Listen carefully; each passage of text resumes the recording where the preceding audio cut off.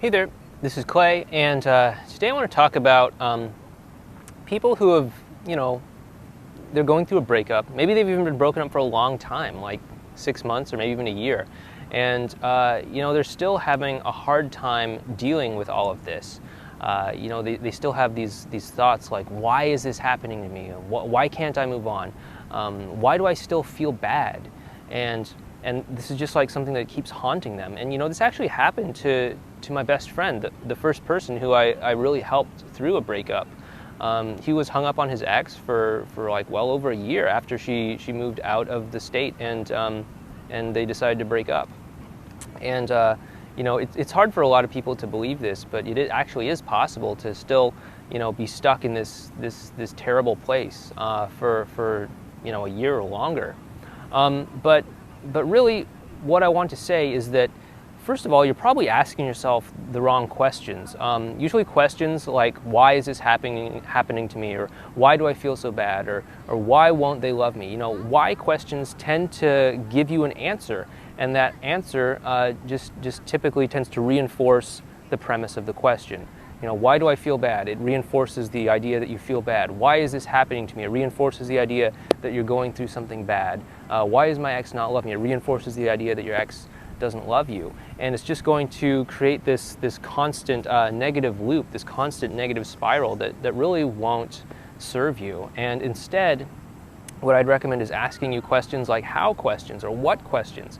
How can I feel better today? What can I do today that will help me feel better? And instead, these questions will really, they'll really help to change your focus and to change your outlook on life. If you don't believe me, just try it out.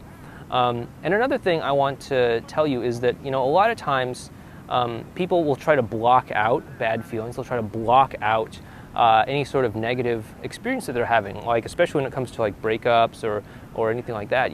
They think that feeling bad is bad, and they just push it away.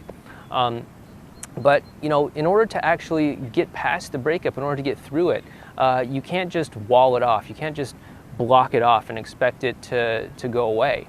A lot of people use the no contact rule, whether they're trying to just move on from the relationship or whether they're trying to get back together. And they think that the no contact rule is just about keep busy, keep busy, keep busy, just distract yourself, keep busy, keep busy, keep busy. But that's not what it's about at all. Again, that's just blocking off the bad feelings. And instead, what I would really recommend that you do is that you look at where you actually are. Look at where you're at, look at how you actually feel, and let yourself feel that way. Let yourself feel every emotion that you're feeling, no matter how bad it is, no matter how painful it is. Because no emotion, if you actually let yourself feel it, will last forever.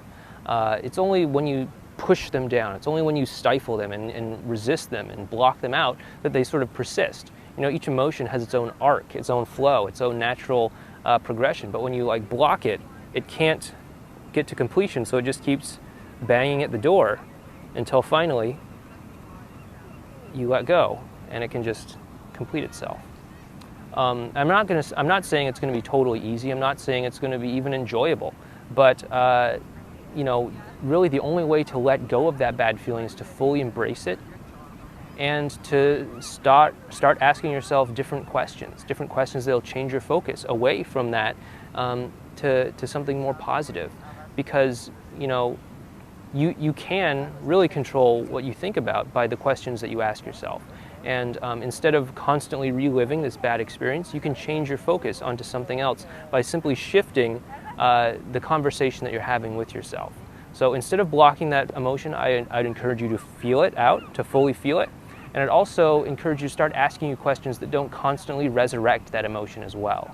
So I hope this helps you out, and if you'd like to learn more about how to deal with these kinds of things and about how to get back together with the person that you love, please head on over to relationshipinnergame.com and sign up there so we can start working with you today. Thanks.